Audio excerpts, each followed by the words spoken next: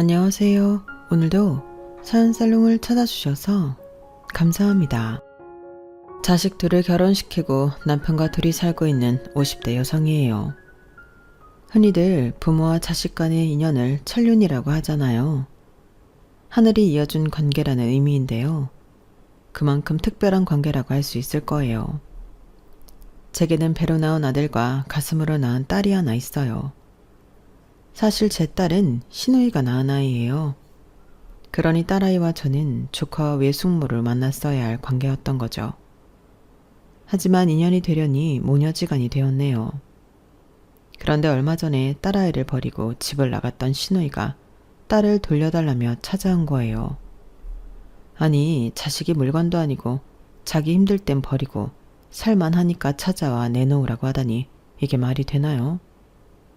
27년간 내가 낳은 자식과 똑같은 마음으로 키워온 저로서는 정말 이런 시누이가 이해도 안 되고 절대 용서도 안 돼요. 그래서 이렇게 사연까지 보내게 되었습니다. 그럼 지금부터 자식도 버리고 자기 인생 찾아 떠났던 염치 없는 시누이에 대한 사연을 전해드릴게요. 저는 어릴 때 꿈부자였어요. 꿈이 엄청 많았거든요. 정확히 말하자면 수시로 꿈이 바뀌어서 그랬던 거지만요. 한때 제 꿈은 우주 비행사였어요. 국민학생 때 TV에서 보았던 아폴로 11호의 달 착륙 영상을 보고 나도 저렇게 달에 가보고 싶었거든요. 제가 어릴 때만 해도 달에는 떡방아를 찢는 토끼가 산다고 했거든요. 어린 마음에 그걸 고지고대로 믿었던 저는 내 눈으로 달토끼를 확인하고 싶었어요. 그래서 우주비행사가 되고 싶었던 건데 국민학교 3학년 때던가요? 달토끼는 없다는 걸 알게 된 거예요. 달토끼도 없는데 달에는 가서 뭐하나 싶더라고요. 그래서 우주비행사의 꿈을 버리고 미스코리아가 되기로 했어요. 당시 미스코리아 진이었던 김성희 씨가 유명했었는데 인형처럼 예쁜 모습에 홀딱 반해서 저도 미스코리아가 돼야겠다고 생각했거든요. 물론 그때는 몰랐어요. 미스코리아가 되려면 키도 크고 날씬하고 얼굴도 예뻐야 한다는 걸요. 아무튼 엄마 몰래 안방에 들어가 엄마 루즈를 입술에 바르고 온갖 야식골랑한 색상의 섀도우로 눈화장을 하면서 미래의 미스코리아로서 화장 연습도 하곤 했어요. 이후에도 수차례 꿈이 생기고 바뀌기를 반복했고 그러다가 고등학생이 되어서는 항공 승무원을 꿈꾸게 되었어요.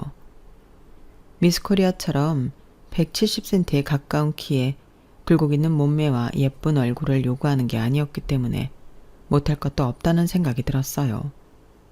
그런데 항공 승무원도 키 제한이 있더라고요. 160cm가 안 되는 저로서는 시작도 못 해보고 포기해야만 했어요. 어린 시절부터 그렇게 많은 꿈을 품고 살아왔지만 결국에 저는 제가 희망했던 꿈은 단 하나도 이루지 못했어요. 성적에 맞춰서 대학에 진학했고 졸업 후에는 저를 받아주는 회사에 들어가 직장 생활을 시작했어요. 평범한 회사원은 제가 꿈꿨던 직업들에 단 한 번도 속한 적 없는 직업이었어요. 이렇게 될 줄 알았다면 헛된 꿈을 품을 필요도 없었다는 생각이 들자 맥이 탁 풀리더라고요. 제 성격이 기분에 영향을 많이 받는 편인데 뭔가 의욕이 없어지니까 사는 게 재미없다는 생각까지 들었어요. 그저 아침에 눈 뜨면 출근하고 하루 종일 직장에서 업무에 시달리다가 만원 지하철을 타고 퇴근하면 부모님이랑 저녁을 먹고 TV 앞에 앉아서 드라마를 보거나 예능 프로를 보는 게 다였어요. 주말이라고 해도 친구들과 약속을 잡기 전에는 하루 종일 침대 위에서 뒹굴대는 게 다였죠. 엄마랑 아침에 목욕탕을 갈 때도 있긴 했지만요. 당시엔 주말이라고 해도 일요일 하루만 쉬었기 때문에 그 하루 동안 직장에서 쌓인 스트레스를 풀기란 힘들었어요. 그러니 쉬는 날엔 그저 집에서 게으름을 피우는 게 최선이었어요. 그런 제게 엄마는 집에서만 있지 말고 나가서 연애라도 하라고 했지만 그게 어디 쉬운가요? 국민학교를 제외하고 중학교, 고등학교, 심지어 대학까지 여대를 나온 저로서는 남자를 만나는 것 자체가 가장 큰 난제였어요. 오죽하면 저랑 같은 부서 여자 선배한테 남자는 어디서 만나냐고 물었겠어요.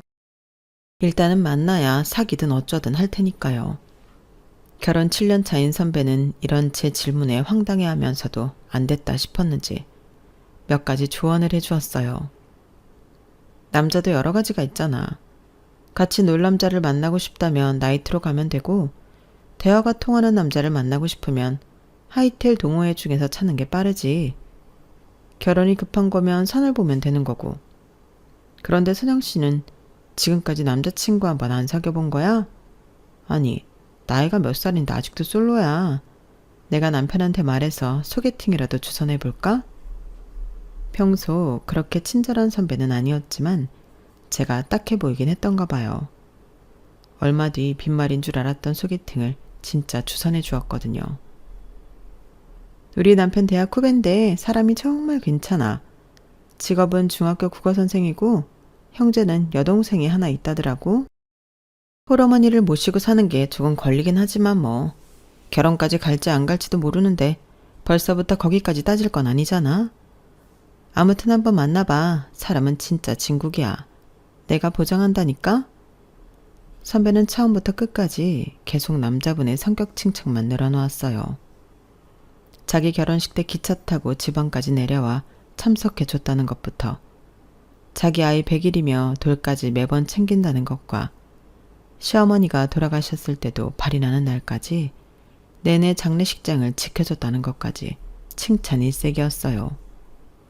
그런데 말이 칭찬이지 가만 들어보면 선배네 부부한테 호구 잡힌 게 아닌가 의심이 됐지만 말이에요. 그래서 사실 소개팅에 대한 큰 기대는 없었어요.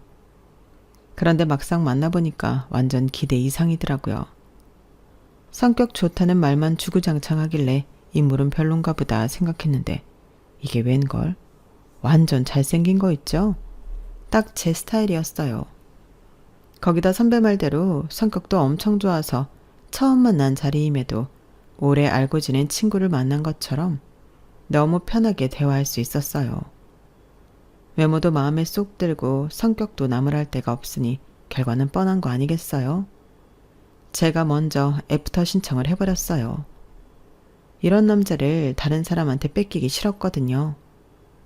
그렇게 소개팅을 한 당일부터 사귀기 시작한 우리는 특별한 일이 없는 한 거의 매일 만났어요. 둘 중 한 사람이 야근으로 바쁠 때는 상대가 직장까지 찾아와 얼굴이라도 보고 헤어질 정도였어요. 하루 종일 업무로 스트레스를 받았다가도 남자친구 얼굴을 보면 피로가 확 풀릴 정도로 저는 남자친구한테 푹 빠져 있었어요. 오죽하면 소개팅을 주선해준 선배가 그러더라고요. 솔직히 난 선영 씨가 재준 씨랑 사귀게 될 줄 몰랐어. 재준 씨가 직업도 좋고 정말 괜찮은 사람인 건 틀림없지만 인물이 좀 그렇잖아. 네? 그게 무슨 말씀이세요? 저 재준 씨 얼굴 보고 사귀는 건데요. 제 말에 선배는 처음엔 제가 장난을 하는 줄 알고 깔깔대며 제 어깨를 손으로 탁탁 치더라고요. 그러다가 제 표정을 살피고는 경악에 가까운 표정으로 변했어요. 어머머, 선영 씨 진심인가 보네? 당연하죠. 우리 재준 씨가 얼마나 잘생겼는데요. 그러자 선배는 입을 떡 벌린 채 더 이상 아무 말도 하지 않았어요. 그 모습에 정말 억울했어요. 제 눈에는 제 남자친구가 정말 잘생겨 보였거든요. 진돗개 눈처럼 속쌍꺼풀이 진 눈에 코카스파니엘 저리 가랄 곱슬머리, 오똑한 코에 알사탕을 문 것 같은 통통한 보살까지 정말 귀여웠어요. 제가 이 얼굴에 빠져서 결혼까지 했으니 말 다 했죠.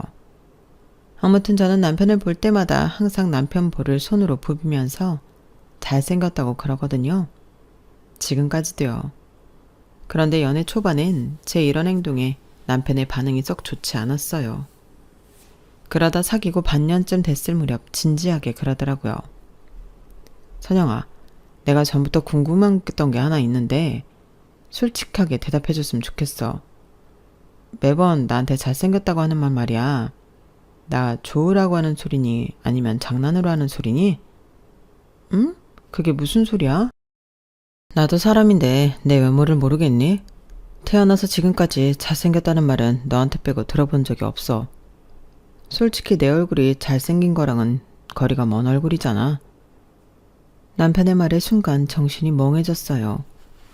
내 눈에는 분명 남편이 잘생겨 보이는데 왜 다들 이런 말을 하나 싶었거든요. 물론 정우성이나 장동건처럼 전형적인 미남형은 아니지만 그래도 남편은 남편 나름대로 잘생긴 얼굴이 분명하거든요.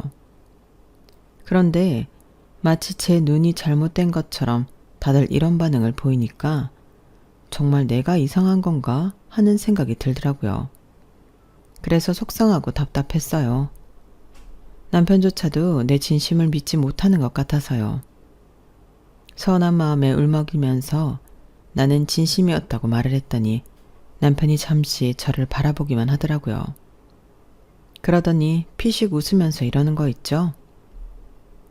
사람 마음이 참 간사한 게 네가 자꾸 나보고 잘생겼다고 말해주니까 언제부턴가 나도 그 말이 당연하게 받아들여지는 거 있지? 진심이 아닐지도 모른다는 생각을 하면서도 말이야. 고마워 선영아. 난 진짜 행운한가 봐. 내 부모 외에 날 이렇게 예쁘게 봐주는 사람을 어디서 만날 수 있겠어? 이래서 집신도 제 짝이 있다고 그러나 보다. 다른 사람 눈에는 영 아닌 내 얼굴이 자기 눈에는 잘생겨 보이니 말이야. 이거야말로 진정한 천생연분 아닐까? 안 되겠다. 우리 그냥 결혼해야겠다. 죽었다 깨어나도 너 같은 여자는 다시 못 만날 것 같거든. 지금까지는 선영이 네가 날 예뻐해줬으니까 앞으로는 내가 널 더 예뻐해줄게. 그러니까 나랑 결혼하자. 응? 비록 사귀자는 말은 제가 먼저 했지만 결혼하자는 말은 남편한테 먼저 들을 수 있었어요. 남편과 2년 넘게 사귀는 동안 남편을 통해 신우이에 대한 얘기를 종종 들을 수 있었지만 실제로 본 적은 한 번도 없었어요. 나이 차이가 6살이나 나서 그런가 남편은 동생을 어리게만 보는 것 같았어요. 어릴 때부터 공부를 잘했던 남편과 달리 신우이는 공부에는 취미가 없는 것 같았어요. 미용 기술을 익혀서 자기 샵을 차리는 게 꿈이라고 하는 걸 봐서는 공부보다는 손재주를 타고난 것 같더라고요. 양가 부모님께 인사를 드리기 전에 먼저 신우이를 밖에서 따로 만나게 됐는데 딱 보니까 남편하고는 180도 다른 분위기더라고요. 뭐랄까, 소위 말하는 날라리 분위기였어요. 학창시절에 반에 한두 명씩 있던 날티나는 학생들처럼 말이에요. 저보다는 2살 아래였는데 옷차림만 보면 10살쯤 어려 보였어요. 당시 어린 친구들 사이에서 유행하는 옷차림과 화장법, 헤어스타일을 하고 있어서 그랬는지도 모르겠네요. 이대 입구에 있는 헤어샵에서 일을 배우고 있다는 신우이는 저를 처음 보는 자리에서 바로 저를 올케 언니라고 불러주었어요. 낯선 호칭에 남편도 저도 살짝 당황하긴 했지만 내심 듣기 좋더라고요. 신우이는 마치 제 입속의 혀처럼 제가 듣기 좋을 법한 말만 골라서 해주었는데 이상하게 저는 그 말이 불편했어요. 분명히 저한테 듣기 좋은 말을 해주는데도 진심이 하나도 느껴지지 않았거든요. 제가 느낀 신우이의 첫인상은 가면 쓴 여우, 딱 그거였어요. 속으로 어떤 생각을 하는지는 모르겠지만 겉으로 보이는 것과는 다를 거라는 건 확실했어요. 그리고 그런 제 느낌은 어느 정도 정확했더라고요. 어머님은 굳이 분류하자면 신우이보다는 남편과 비슷한 성향인 것 같았어요. 수수한 외모에 말씀도 행동도 조용한 분이셨어요. 혼수나 예단 문제도 상식적인 선에서 제시하셔서 저희 부모님도 시어머니 칭찬을 많이 하셨어요. 사부인이 아주 인품이 훌륭한 분이시더라. 이서방이 어머님을 닮아서 사람이 진국인 것 같아. 다행이다. 남편감도 뭐 하나 아쉬운 게 없고 시어머니도 좋은 분이니 말이야. 그런데 신우이는 좀 다른 것 같더라. 아무리 헤어샵에서 일을 한다곤 하지만 상견례 자리에 노랑머리에 가슴골이 훤히 드러나는 옷을 입고 오는 게 어딨니? 다이값도 못하고 말이야. 암튼 앞으로 신우이는 신경 좀 써야겠더라. 엄마 말대로 신우이는 상견례 자리에서 단연 눈에 튀는 사람이었어요. 결혼식 당일에도 마치 자신이 주인공인 것처럼 엄청나게 꾸미고 왔더라고요. 검은 망사 스타킹에 빨간색 타이트한 원피스를 입고 머리에는 영화 사브리나에서 오드리 헵번이 쓰고 나왔을 법한 창 넓은 모자를 쓰고 왔어요. 거기에 새까만 선글라스까지 쓰고 말이죠. 그걸 본 저희 엄마는 표정 관리가 안 될 정도로 화가 나셨고 시어머니는 딸의 철없는 행동에 어쩔 줄 몰라 하셨어요. 그날 이후 제 친정에서는 시누이 얘기만 나오면 고개를 절레절레 흔들게 되었어요. 그리고 그 정점은 바로 2년 뒤 벌어진 일일 거예요. 제가 아들을 출산하고 업무 복귀가 불발되면서 이거와 살림을 하며 살던 때였는데 하루는 시어머니께서 저희 부부를 집으로 부르셨어요. 남편 퇴근 시간에 맞춰서 이제 막 걸음마를 시작한 아들을 데리고 시댁에 도착했는데 집 안에서 아기 울음소리가 들리지 뭐예요. 남편도 저도 의아한 표정으로 집 안으로 들어갔는데 어머님이 갓난아기를 들치 않고 계시더라고요. 순간 머릿속에서 떠오른 건 시누이 한 사람뿐이었어요. 정확히는 시누이가 사고쳤구나 라고 생각했어요. 저희 부부가 결혼하고 얼마 안 됐을 시점 시누이는 직장 근처에서 친구랑 자취를 하겠다고 집을 나갔어요. 말로는 친구라고 했지만 그게 여잔지 남자인지는 알 수 없으니까요. 아니나 다를까 제 예상이 맞았어요. 이를 어쩌니 채은이가 글쎄 애를 낳았지 뭐니. 결혼도 안 한 처녀가 어쩌자고 애를 낳아선. 이 기집애가 진짜. 재은이 지금 어딨어요? 야 이재은 너 당장 안 나와? 남편은 소리를 지르며 시누이 방문을 확 열었어요. 그런데 방 안에 아무도 없더라고요. 남편이 이어서 욕실 문도 열었는데 욕실 안에도 없었어요. 집안 어디에서도 시누이 모습은 보이지 않았어요. 엄마, 재은이 이 기집애 어딨어요? 그러자 어머님은 소파에 털썩 주저앉으시더니 울먹이며 그러셨어요. 아침에 일어나 보니까 애만 덩그러니 두고 도망갔지 뭐니. 아무리 철이 없어도 그렇지 어떻게 지 새끼를 두고 도망을 가.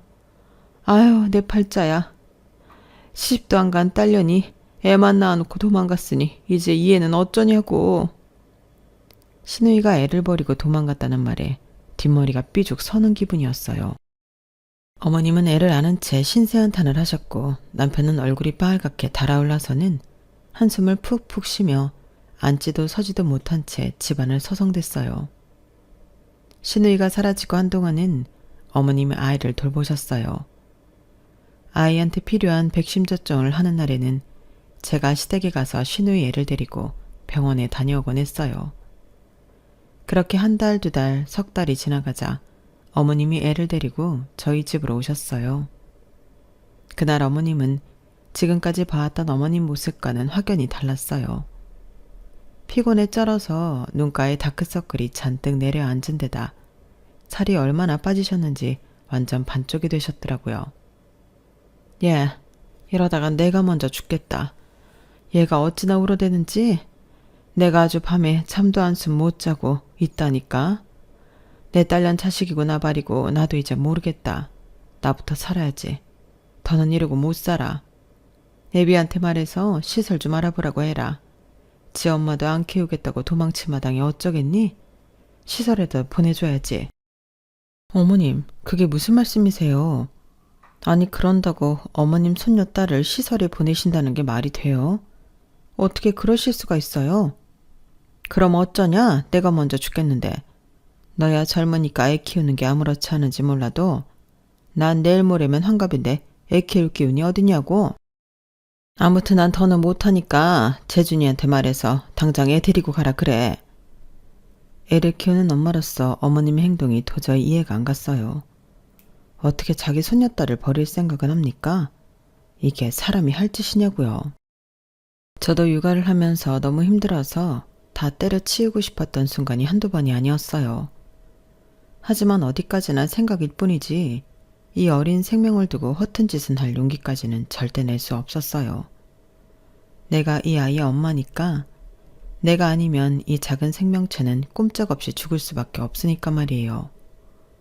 그런 의미에서 자식을 버리고 집을 나간 시누이도 그렇고 딸이 버리고 간 손녀딸을 시설에 보내겠다는 어머님도 그렇고 정말 무서운 사람들이란 생각이 들었어요. 어떻게 손녀딸을 시설에 보낼 생각을 해요. 그런 시어머니한테 계속 애를 맡기는 건 너무 위험하다는 생각이 들더라고요. 그래서 일단 아이는 저희 집에 두시고 집에 가셔서 쉬시라고 했어요. 그러자 어머님은 마치 기다렸다는 듯이 아이 물건이 담긴 가방을 툭 던져놓고는 뒤도 안 돌아보고 가버리시더라고요. 퇴근해서 집에 돌아온 남편은 제 품에 안겨 잠든 조카를 보고는 어머님이 오셨냐고 묻더라고요. 엄마 왔어? 당신 힘들 텐데 은솔이는 나한테 줘. 어머님 가셨어. 아니, 내가 은솔이 두고 가시라고 했어. 그제야 남편은 제 표정을 살피며 무슨 일이 있었냐고 물었어요. 어머님께서 더는 은솔이 못 키우시겠대. 당신한테 시설을 알아보라시는데 이 어린 걸 어떻게 시설에 보내겠다는 건지 난 도저히 이해가 안 가. 여보, 당신이 어머님께 잘 좀 말씀드려봐. 애 보는 사람 붙여드릴 테니 조금만 참고 기다려달라고. 혹시 알아? 아가씨가 내일이라도 당장 돌아올지. 은솔이 지금 포기하면 영영 지 엄마도 못 만나고 남남으로 살아야 돼. 시설에 들어가는 순간 다 끝난다고. 그건 너무 불쌍하잖아. 남편은 당장 어머님께 전화해 일하는 사람을 붙여드리겠다고 말씀드렸어요. 그런데도 어머님은 막무가내셨어요. 사람을 붙이든 말든 당신은 더는 못 키우니까 시설에 보내든지 아니면 저희 보고 키우라고 하시더군요. 그렇게 애가 불쌍하면 니들이 키우지 그러냐? 다 늙은 애미한테 떠넘기지 말고 니들 손으로 직접 키우라고. 세상에, 이게 말이나 되는 소리예요? 우리 애 하나 키우는 것도 버거운 마당에 한창 손만이 가는 나이 때 조카까지 키우라고요? 막무가내인 어머님 때문에 속에서는 천불이 났어요. 하지만 자신의 처지를 아는 건지 모르는 건지 저를 보며 방실방실 웃고 있는 시누이 딸을 보니 차마 내 손으로 이 아이를 시설에 보낼 수는 없겠더라고요. 저를 마치 지 인생에 주어진 동아줄이라고 생각하는 건지 그 작은 손으로 제 손가락을 앙칼지게 부여잡고 있는 모습에 울컥하기까지 했어요. 이런 애를 어떻게 내 손으로 밀어낼 수 있겠어요. 그래서 남편과 상의 끝에 은솔이를 우리가 맡아서 키우기로 했어요. 하지만 저 혼자서 젖먹이 아이 둘을 키우며 살림까지 하는 건 도저히 힘들어서 못하겠더라고요. 보다 못한 친정 부모님이 살림을 도와줄 파출 도우미를 보내주셔서 그분의 도움을 받아 생활할 수 있었어요. 교사 외벌이로는 애 둘 키우는 것도 벅차다는 걸 잘 아시기에 처음에는 시누이가 곧 나타날 걸 염두에 두고 길어야 1, 2년 안에 끝날 일이라고 생각했어요. 하지만 아이가 7살이 되도록 여전히 시누이한테서는 연락 한 통이 없었어요. 이제는 더 이상 선택을 미룰 수가 없는 상황인데 말이죠. 딸아이를 학교에 보내려면 서류 정리를 해야 했거든요. 결국 남편과 저는 시누이 딸을 호적에 올리고 서류상 부모와 자식이 되었어요. 결정을 내리기까지 수년이 걸리긴 했지만 그건 우리 딸아이한테 마음이 없어서 그랬던 건 아니에요. 혹여 시누이가 뒤늦게라도 찾아와 자기 자식을 찾으려 할 때 문제되는 일을 없게 하려고 기다렸던 거예요. 하지만 딸아이가 8살이 되도록 시누이는 연락조차 없었고 결국 아이의 교육을 위해 결단을 내리게 된 거였죠. 사실 우리 부부는 딸아이를 맡은 지 얼마 안 된 시점부터 우리에겐 조카가 아닌 친자식 그 이상의 존재였어요. 그냥 처음부터 하늘이 우리 부부한테 보내준 자식 같았거든요. 걸음마를 시작하고 말을 하게 되면서 아이는 매 순간 우리 부부를 웃고 울게 만들었어요. 너무 사랑스러운 모습에 아이가 자라는 걸 멈추길 바란 적도 있었어요. 그 순간이 너무 사랑스럽고 예뻐서 조금 더 이 순간을 함께하고 싶었거든요. 남편은 딸바보라는 말을 들을 정도로 딸아이의 사소한 순간까지도 사진에 담곤 했어요. 남편과 제 휴대폰에는 아직도 딸아이의 어린 시절이 담긴 사진이 수백 장이 넘게 들어있을 정도예요. 우리 아들 역시도 제 동생을 어찌나 챙기는지 때로는 남편보다도 더 빡빡하게 여동생을 단속하곤 했다니까요. 아이들이 중학생 때였는데 하루는 아들이 제 동생한테 이런 말을 하고 있더라고요. 이윤솔, 세상의 모든 남자는 다 늑대야. 아빠랑 나만 빼고 말이야. 알았어? 그러니까 누가 너보고 예쁘다고 하면서 추근대면 귀싸대기를 날려버려. 알았지? 그거 다 개수작이니까. 어쨌든 너한테 접근하는 남자애들이 있으면 오빠한테 말하고. 그 얘기는 어찌나 진지한 표정으로 하고 있던지 하마터면 소리나게 깔깔대고 웃을 뻔했다니까요. 그날 밤 퇴근한 남편한테 제가 그 얘기를 전해주었더니 남편이 그 길로 아들 방에 들어가더라고요. 문 밖에서 들어보니 아들한테 기특하다며 앞으로도 동생 곁에 남자애들이 꼬이면 오빠인 네가 정리를 해줘야 한다며 용돈까지 챙겨주더라고요. 그 아빠의 그 아들 아니랄까봐 정말 웃기지도 않더라고요. 그렇게 애지중지하던 딸아이 남자친구가 생기고 결혼 발표를 하자 우리 집 두 남자는 마치 자신이 소중히 아껴온 애착인형을 뺏긴 강아지처럼 전전긍긍하는 모습이더라고요. 그러다 딸아이와 함께 인사를 하러 집에 찾아온 예비사위를 보고는 눈으로 레이저를 쏘아대는데 제가 다 어이가 없더라고요. 여보, 그만 좀 해. 은솔이 평생 끼고 살 거야? 할 수만 있다면 난 우리 딸 시집 안 보내고 평생 옆에 끼고 살고 싶어. 이 남자가 진짜 딸 자식 인생을 망치려고 이래? 은솔이가 당신이랑 살고 싶대? 자식이 자라면 품에서 놓아줄 줄도 알아야 하는 법이야. 나라고 은솔이 시집 보내고 싶은 줄 알아? 아직 내 눈에는 아무것도 할 줄 모르는 어린애일 뿐인데 말이야. 그래도 어쩌겠어. 자기 짝 찾아 떠나겠다는 자식을 박수치며 배웅해 줄 수밖에. 그게 부모가 할 수 있는 최선일 테니까. 딸아이는 26이 되자 수년간 사귀어온 대학 선배랑 결혼을 하겠다고 했어요. 예비사위는 딸아이와 처음 사귀던 시점부터 집에도 자주 찾아오고 김장 때마다 집에 와서 일손도 돕고 했던지라 거진 사위나 마찬가지였어요. 사람이 차분하고 한결같아서 진작부터 저는 사윗감으로 점 찍어 놓았던 사람이기도 했어요. 다만 본격적으로 혼담이 오가면서 사돈댁에 대해 알고서는 남편도 저도 이 결혼을 해도 되는 건지 주저하게 되더라고요. 그도 그럴 게 저희 집과는 너무도 차이가 나게 돈이 많은 집안이었거든요. 혹시라도 우리 딸이 부잣집에 시집가서 구박이나 받고 사는 게 아닌가 걱정이 앞섰어요. 물론 수년간 봐온 사위 댐댐이를 봐서는 이런 걱정이 괜한 걸 수도 있겠지만 그래도 사람 일은 모르는 거니까요. 그런데 누군가는 바로 이런 점을 보고 엄청 신이 나는 모양이더라고요. 그게 누구냐고요? 바로 신우이였어요. 딸아이를 어머님 댁에 두고 집을 나간 이후 27년이 되도록 연락 한 번 없던 신우이가 딸아이 결혼을 어떻게 알았는지 저희를 찾아왔지 뭐예요. 강산이 여러 번 바뀌는 동안 신우이도 많이 늙긴 했지만 그래도 여전히 화려한 살림체는 전과 다를 바가 없었어요. 시어머니를 통해 은솔이가 결혼한다는 얘기를 들었다며 연신 싱글벙글이더라고요. 그 모습에 그래도 엄마라고 자식 결혼식에는 참석하려고 온 모양이다 생각했는데 웬걸? 그동안 자기 딸을 키워줘서 고맙다는 말은 한마디 없고 되려 어이없는 소리를 하지 뭐예요. 오빠, 그동안 내 딸 키우면서 딸 키우는 재미도 느끼고 좋았지? 은솔이가 날 닮아서 그렇게 싹싹하고 애교가 많다며? 내 덕분에 딸 바보 아빠로 살 수 있었던 거 고마운 줄이나 알아. 오빠네 아들은 그렇게 무뚝뚝하다며. 오빠랑 올케 언니 닮아서. 암튼 그동안 딸 키우는 재미 톡톡히 봤으니까 이제 내 딸 돌려줘. 상견례 전에 호적 정리부터 끝내자고. 아니 아가씨, 이제 와서 그게 무슨 소리예요? 호적 정리라뇨? 올케 언니도 참. 내 딸인데 그럼 오빠랑 올케 언니 딸로 살게 해야겠어요? 우리 은솔이 내 배 아파서 낳은 딸이에요. 그렇죠. 아가씨 배 아파서 낳은 딸이요. 우리 은솔이. 그런데요. 아가씨가 그 권리를 포기하고 도망쳤잖아요.